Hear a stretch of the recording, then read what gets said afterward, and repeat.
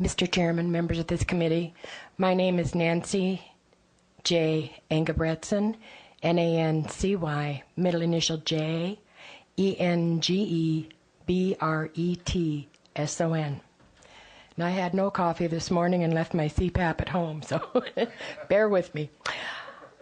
It's hard to decide just where a testimony of this nature should begin, but I'll begin by saying when I was a young girl, age 16, I wanted to get married and have a family. Being a wife and a mom was all I wanted in this life. At 17, I had our first child. At almost 19, I had our second child. Unfortunately, after 2 years, I decided that I could no longer stay with this man, as he would not work and my children were starving. So now I'll go on as to why I'm here. I lived in a little rental house of my mom and dad's with my 2 children. Next door to me lived a young woman that lived in her mom and stepdad's little rental, and she had a little girl. She was a party-type person, and I was just what I wanted to be, a mom. I didn't go out. I stayed at home with my babies. When she'd go out on the weekends, I would watch her child for her. One weekend night, she came home to my house to pick her child up. She brought with her 2 young men from the bar band. They had, of course, all been drinking liquor. We did visit for a few minutes, and she proceeded to go into the bedroom to get her little girl. The young man she was attracted to went into the room with her to get that little girl. While they were in there, the other man that was with them raped me. Although I struggled to keep him away from me, I could not overpower him, and the other 2 adults did not come to my aid. I did conceive, was very distraught, didn't know what to do. I called the sheriff's office, and they told me that that man was on his way to Wyoming, that he had been picked up on a warrant from Wyoming. And in those days, there was nothing that they would really do to help a young woman. What offense he went back to Wyoming on, I don't know. They wouldn't tell me.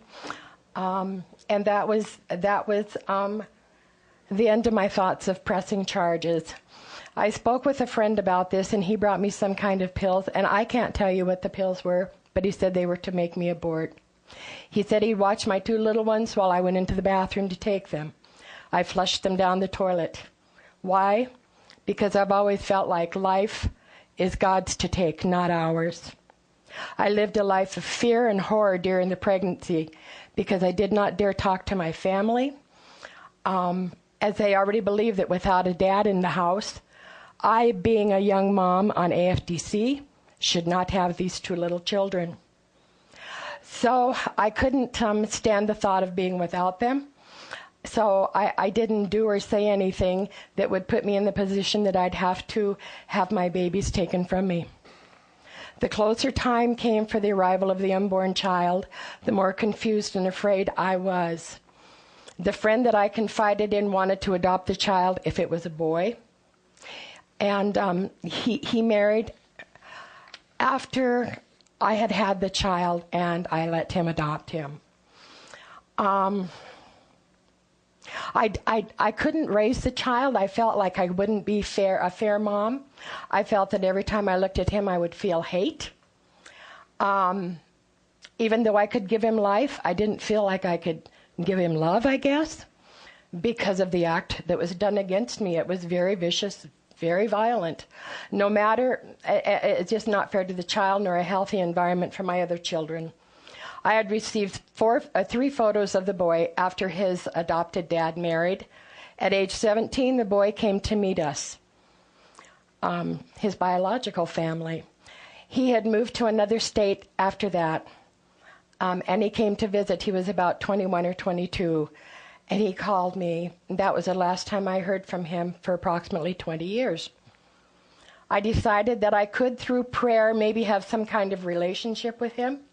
I got on the computer, and I proceeded to try to locate him. And I was successful in doing so. We began emailing and talking on the telephone occasionally. Just prior to Mother's Day last year, he called me, and he thanked me for believing the way that I believe. He thanked me and said he was so glad that I did not murder him.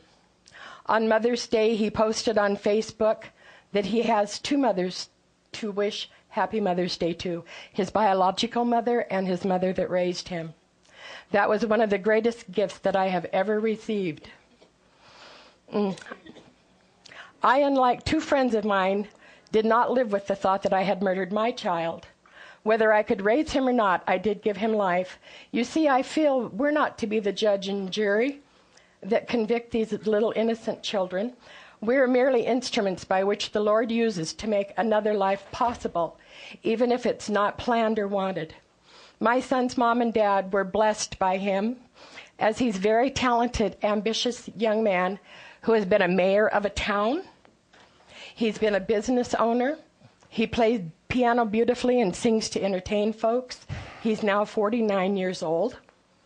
I had felt that I was guilty and responsible for this pregnancy as I opened my door to that beast and let him come into my home. I felt ashamed for a long time. And then I married a man and have been married to him for 48 years. And he's a wonderful man. He got me to understand that I had nothing to feel guilty or ashamed of. Excuse me. I would like to leave you with this thought, and it's a quote from something that I had picked up that I thought was very appropriate. Not only does a man possess a spirit which enables him to function in spiritual realm, he also possesses a soul, which is the organ of his self-conscience. The soul is the seat of human personality. The ingredients which makes us human beings belong to the soul. The intellect, thought, ideals, love, emotion, understanding, decision, choice, and other like qualities are all associated with the soul. The three main functions of the soul are the will, that's found in Job 7:15. The mind is found in Lamentations 3:20. And the emotion in 2 Samuel, Deuteronomy 6. The will is the instrument for making decisions and choices. The second function of the soul is the mind, the instrument for thinking. It is in this part of the soul that man reasons and has knowledge. And you'll find that in Proverbs. The third function of the soul is the emotion. This is the instrument of likes and dislikes. Through the emotions, we are able to express love or hatred, joyfulness, anger, sadness, or happiness. A shortage in this area will render us insensitive. By a careful study of the Bible, we cannot help but be impressed that these three primary functions of the personality belong to the soul.